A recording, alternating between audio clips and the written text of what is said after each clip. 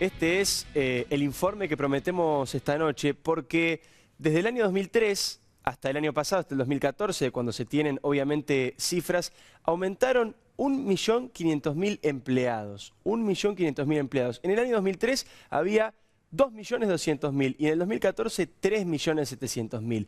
El verdadero problema de esto es que muchos de los que fueron nombrados a pesar de que no tenían los requisitos mínimos para los cargos a los cuales estaban siendo nombrados. Esto ya es una irregularidad absoluta, tuvieron que recurrir a una forma legal muy particular para hacerlo y además, esto se lo contaremos después del informe, nombrar empleados a sabiendas de que no cumplen con los requisitos es un delito, está en el Código Penal, es el artículo 253 que es muy claro. Pero este es el informe de los infiltrados de la Cámpora.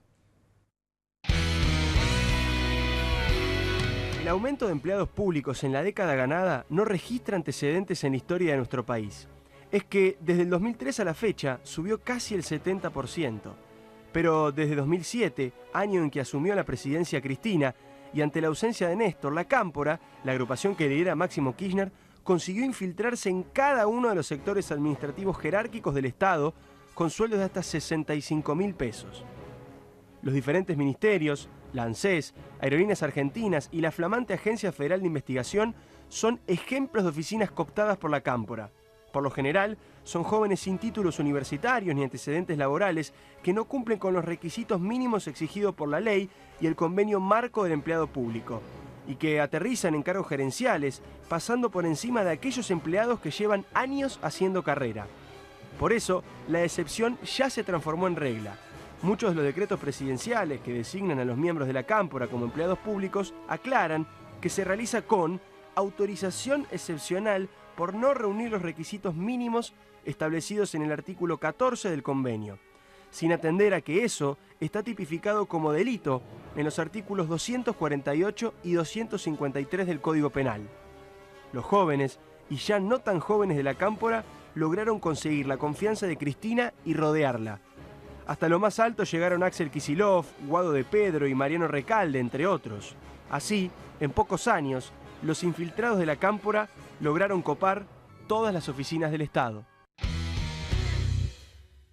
Ahí están los datos duros y concretos. Yo contaba recién también en el informe sobre el artículo 253. Lo curioso es que el artículo 253 es clarísimo, no tiene lugar para malas interpretaciones. Dice que será reprimido con multa de 750 pesos a 12.500 e inhabilitación especial de 6 meses a 2 años el funcionario público que propusiera nombrarse para otro cargo público a persona que no cumpliera con los requisitos legales. Y esto es lo que está ocurriendo, y también está ocurriendo un fenómeno muy extraño que es la multiplicidad de trabajos que tienen algunos. Margarita Stolbizer, que está con nosotros, denunció en particular el caso de Luis Rodolfo Tailade, que tenía 2 trabajos y ahora tiene 3. Ya vamos a conversar con Margarita en profundidad. Y lo último, y que esto es algo nuevo que está ocurriendo en este momento, el gremio de judiciales que está a cargo de Julio Piumato, que es un hombre, saben ustedes, cercano a Hugo Moyano, está denunciando que además de intentar meterse el oficialismo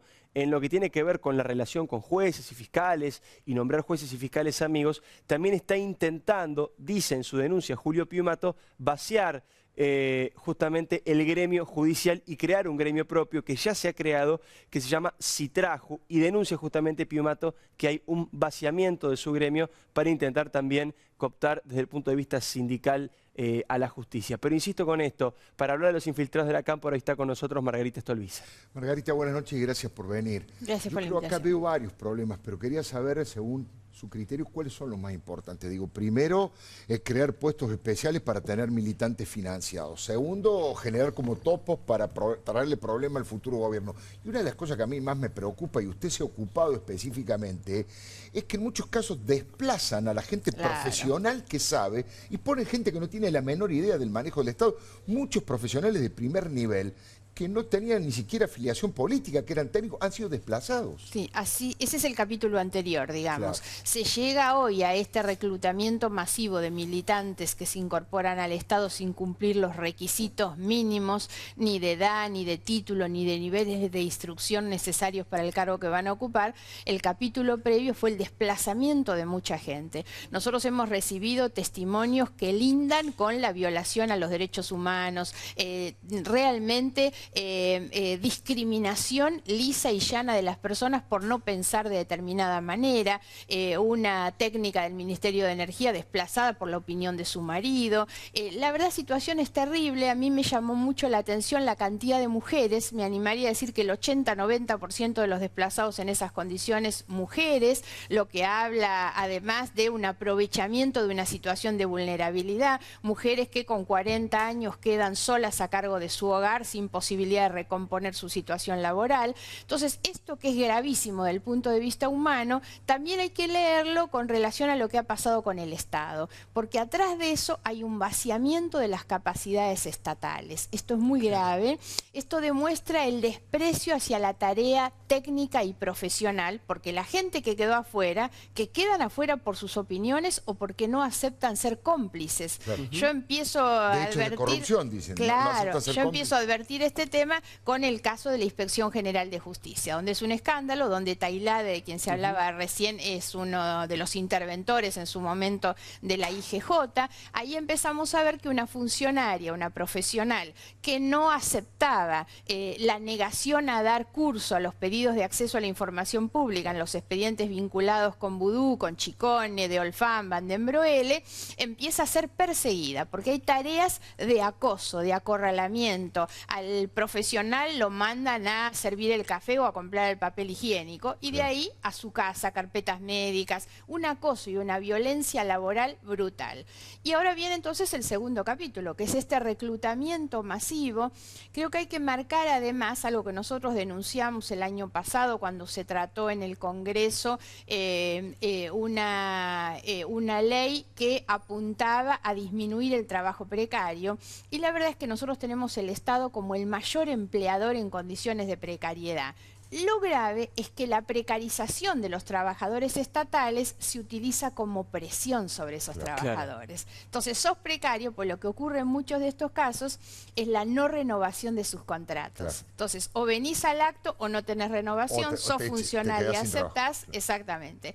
Y entonces termina con esto, que es el reclutamiento de gente que entra en esas condiciones con el requisito que figura en todos los decretos. Nosotros encontramos entre enero y febrero cantidades, y esto es lo que origina la denuncia penal, donde tienen una cláusula que dice directamente se exceptúa del cumplimiento de los requisitos legales. Una autorización excepcional. Exactamente. Se convierte la excepción en la regla, porque esa cláusula la tienen todos los decretos de designación en realidad, y se viola la ley concretamente y también el convenio de empleo público. Y esto hay que notarlo también porque los que pagan el pato son los trabajadores siempre, que es el trabajador que viene remándola, que viene ejerciendo su carrera, aprendiendo, capacitándose, y ese es el que termina postergado para que entren estos. Yo agregaría el tema de la denuncia penal que nosotros presentamos, que es no solamente este artículo. A mi juicio hay un concurso de varios delitos en esto, porque obvio que hay malversación de los recursos públicos, hay incumplimiento de los deberes de funcionario público, hay abuso de poder, hay obviamente designaciones o decisiones que se toman en violación de las normas vigentes. Por lo tanto, hay una cantidad de delitos. Nosotros hemos presentado por eso una denuncia penal. La gran pregunta es cómo lidia con esto cualquiera que venga, ¿no? Cualquiera que venga a partir de ahora, sea quien sea, o por ejemplo, si usted, Margarita Stolbizer, es presidente, ¿cómo se lidia con esto? Solamente removiéndolo. Esto que se está haciendo es dejar un campo minado para el que viene, y esto tiene intencionalidad política. Porque esto es lo que hay atrás. No es solamente buscar una trinchera para que tengan un trabajo y un sueldo a fin de mes la cantidad de gente que entra. Esto es dejarle un campo minado al que viene. Por lo tanto, nosotros hemos hecho esta denuncia para no convalidar lo que se está haciendo, porque lo que se hace obstaculiza cualquier buena intención de cualquier gobernante. Yo siento que uno de los compromisos o de acuerdos básicos que la política debería hacer de aquí hacia adelante es obviamente una reforma del Estado que nos devuelva el sentido de la carrera, sobre todo dentro del Estado, del mérito, de la profesionalización de la tarea, pero esto hay que sacárselo encima. Estos son obstáculos al ejercicio de la buena gestión y por lo tanto deben ser removidos.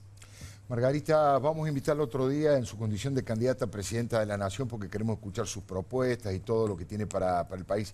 Le agradecemos muchísimo que nos haya hecho este aporte para esta investigación que hizo Diego. Gracias a ustedes, muchas gracias. Muy amable, no se vayan, todavía falta el Fernet, falta las críticas que nos tenemos que hacer. Él me dice que yo me equivoqué, él se equivocó. ¿Qué fue lo que salió mal? Por ahora parece que no tanto, ¿no es cierto? Enseguida se lo contamos. Seguro que sí.